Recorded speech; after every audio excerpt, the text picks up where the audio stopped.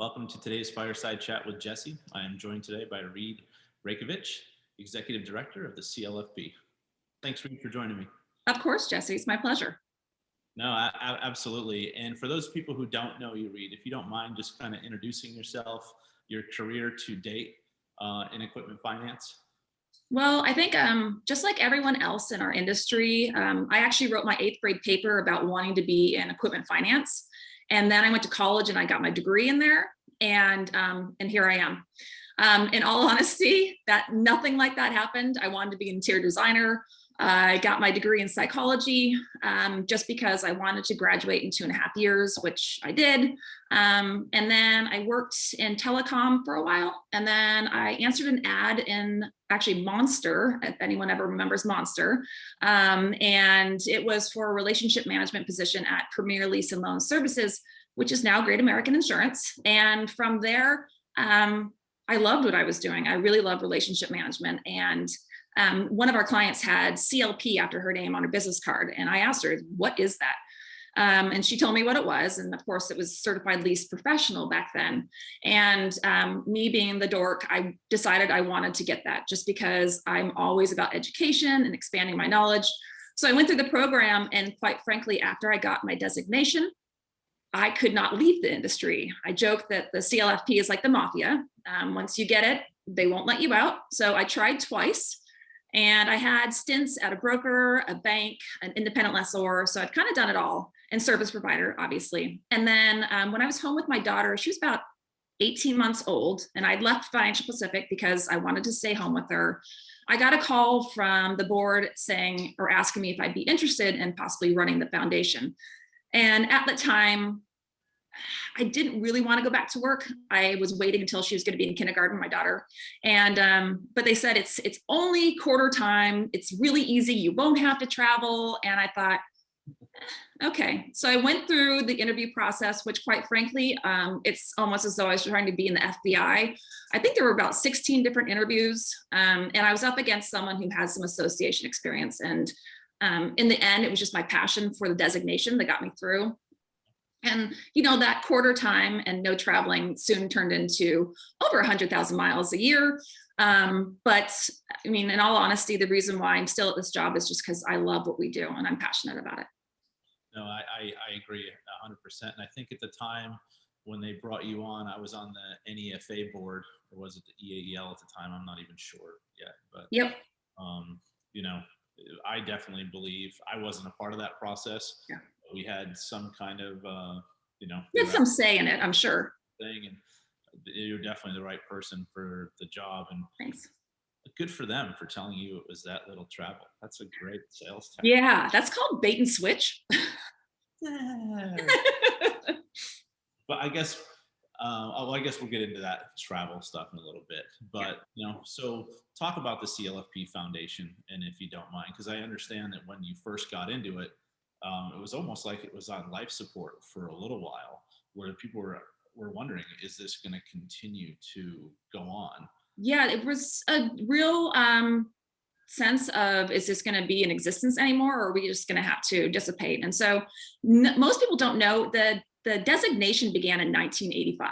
I mean, a lot of us weren't even born at that time. I was born, but I wasn't that old. And in 2000, it became its own entity. So before it was under UAEL, which is United Association of Equipment Lessor, which you probably know about. And in 2000, it became its own entity. And in 2012 is when they called me, and they had, of course, during the interview process, I didn't know about a lot of the stuff. And I'm okay with that because I probably still would have gone for the job anyways. But I think we had about 150 CLPs at the time, and 5 figures in the bank. So it was a really daunting task. And if anyone's read about me, my dad was a turnaround executive. So he would take failing banks, he'd fix them up and then sell them. And he was actually my biggest mentor taking this project on, just saying, you can do it. And, you know, I wasn't getting paid anything. And I was okay with that because I knew if I did what I thought I could do or knew I could do, at some point it would come, the pay would come. So it did. That's great. And, you know, I know it's kind of one of those designations that, I've always been, it's like, okay, this is a year I'm going to do it. This is a year I'm going to do it. I hear that all the time. And unfortunately, I haven't Right. gotten around to doing it. But, I know Doug is looking for, I want to say, the majority of all JDR employees to have that designation either by the end of this year or by the end of 2022. So it Well, looks the like, good news is, you know me well enough by now that I don't push it on people. I truly believe if you want to do it, do it. And if you don't, don't. It's something that, you have to find your reason. And my reason, we usually see the 4 different reasons, actually 5. It's usually professionalism, ethics, reputation, knowledge, and then social staff, like certain companies like First American. It's pretty much like, oh, you don't have your CLFP? What's wrong with you? So those are the things we see. And if you don't find one of those, it's okay. I'm not going to push you. but to your last point there, where people would be like, oh, Jesse doesn't have a CLFP. Yeah, makes sense. Yeah. Yeah.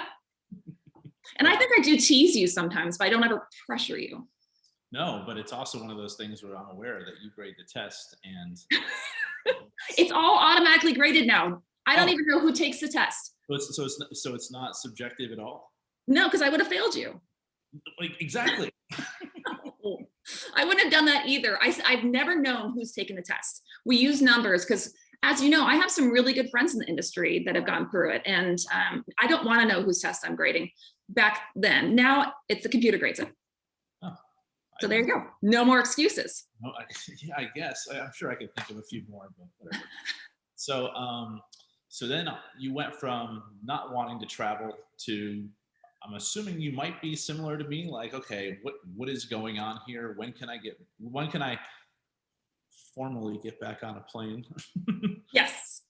It is very strange not traveling for work right now. I'm sure you're going through the same withdrawal. I wouldn't say withdrawal. It's a nice reprieve. I can say my daughter is really happy about it.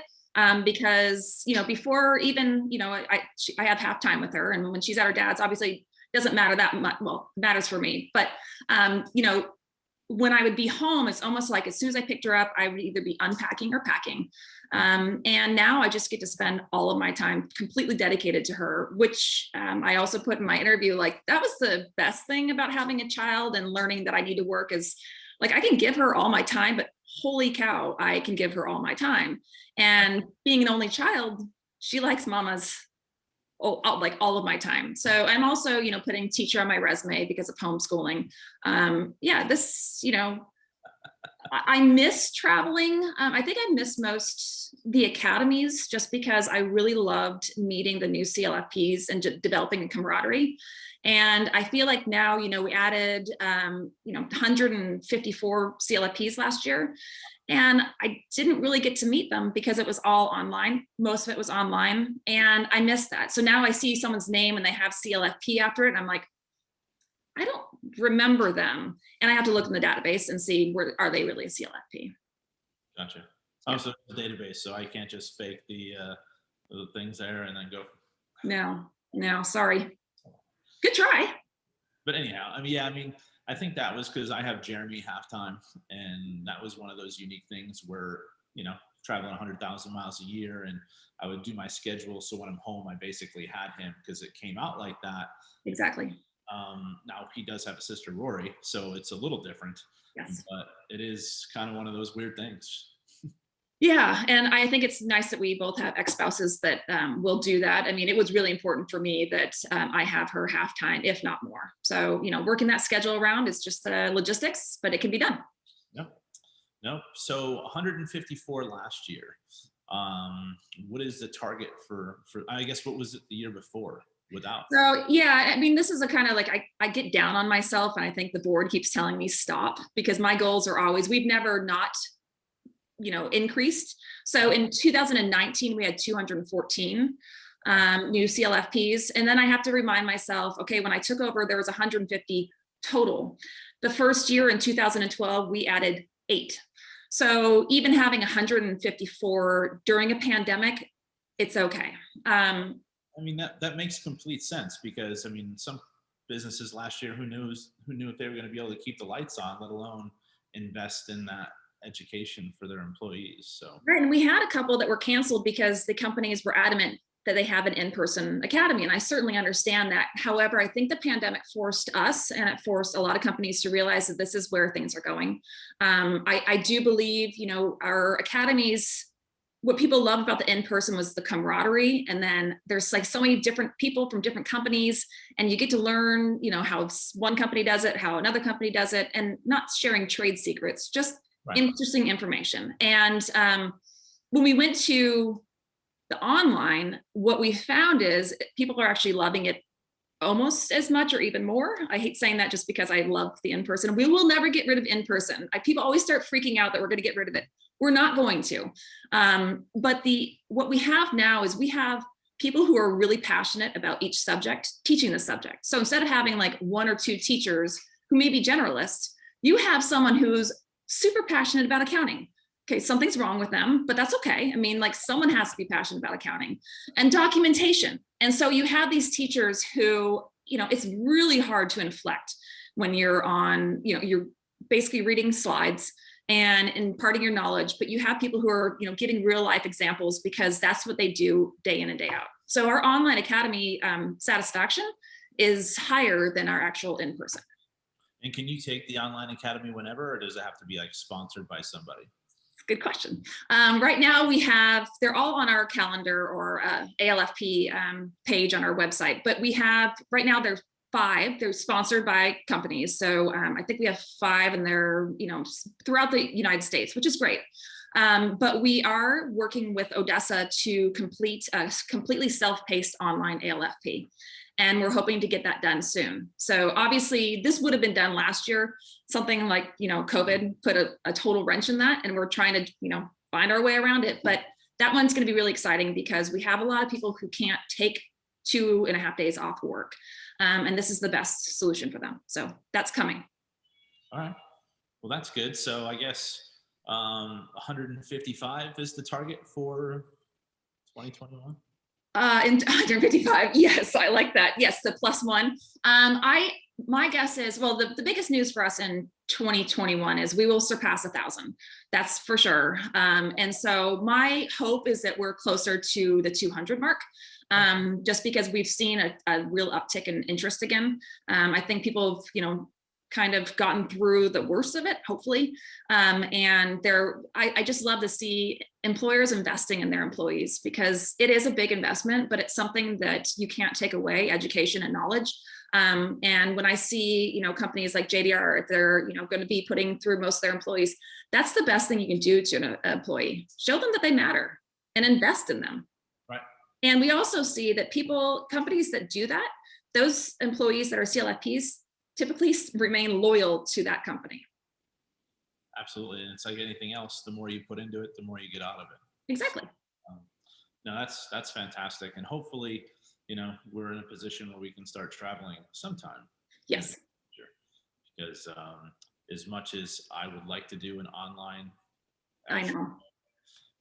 I like kind of being in a room where there's different people from different organizations. Because you are a social beast, so I can see that would be difficult. Yeah. So, fun fact about yourself, Reid, besides, you look great in animation, and congratulations on being Thank you. founder icon. I was trying to figure out a fun fact, and then I thought of one that I'm working on and I'm embarrassed about, but also excited. So the viewers out there, Jesse and I share our exercise workouts, and I think you see probably every single day I have a dance workout. So I was a volleyball player in high school and going into volleyball or in college, and I found this thing called ULA. It's OULA, and it's a high intensity cardio dance, and it's from Missoula, Montana, and I recommend anyone look it up. But hopefully, when this views, I would be a certified ULA instructor. So I was joking that at the conferences, I'm going to have, instead of like the 5K, I'm going to have an ULA-thon with Reid. I might participate in that. However, I might ask that it's not in the morning. Maybe it's after happy hour, just because. See, that would be even better. It loosens everyone up, and that's what it's about. But I will warn you, there's twerking involved, so get comfortable with that. Yeah, this doesn't really say twerk. Take me out. So these things you're going to start live streaming once you become, or is it all in person, or can you? So every Sunday morning, yeah. Goes into it. Well, I mean, I'm doing this for my own self just because I mean, we're always raised, especially as girls, you wouldn't understand this one, to kind of be ashamed of our bodies. And this is all about accepting who you are. And like my daughter and I do it together. And so I think, I'll probably do streaming, but I will never charge. And any money that someone wants to give is going to be donated to a cause. I'm doing this because I want other people to get out of it what I got out of it, which is truly joy. Got you. And I'm trying to think of the last conversation that we had a few months back. Did you participate in a flash dance, a flash mob? Yes, and there's another one that's going to be on soon. So yeah, that's ULA. And I mean, again, I'm not a dancer, but it just brings it, like I joke that, but first ULA, how people have, but first coffee. My first thing in the morning, I check my email and then I go do my ULA. And it gives me a good outlook on the day. That's great. And it definitely centers you and it starts your day off right. Yeah, and it keeps you in shape. Let me tell you, you burn some calories. Well, I could probably stand to do so. I didn't say that. But I guess speaking of awareness, I'm wearing, I guess in this camera, it's this side, this white ribbon for Laverne's. It's part of her domestic violence thing, where it's called the White Ribbon campaign. Yep, I know all about it. Against domestic violence. So thank you for doing that, because that's a big one. That one hits close to home for me and many others. So thank you for supporting that. Not a problem whatsoever. I know you guys are long-term industry friends. So she's a keeper. Shout out to her and her foundation. So I really appreciate you joining us today, or joining me today, I guess. Well, I should say. You have pets in the house. That's us. Yeah, well, yeah. I'm glad they haven't made any surprise appearances. Mine didn't either. All right, Reid. Well, thank you very much for your time. Thank you. So tell people, someone hasn't, if for some reason they haven't heard of the CLFP, how can they contact you to learn more about becoming one? Well, and thank you this is the perfect segue. We just found out that our old site, so we used to be CLP Foundation, someone bought that and is now mirroring it as ours. We have a ticket in to resolve this, but it's not been resolved yet. So don't go to clpfoundation.org. It's CLFPfoundation.org. And that's the best place to start. But I think everyone, anyone's welcome to contact me, Reid, REID, at CLFPfoundation.org. And I miss the touches in person, but we're doing the best we can right now during the pandemic. Excellent. Well, thank you for that information. And once again, for your time, Reid. Thank you. Yeah. Thanks, Jesse. Good day. You too.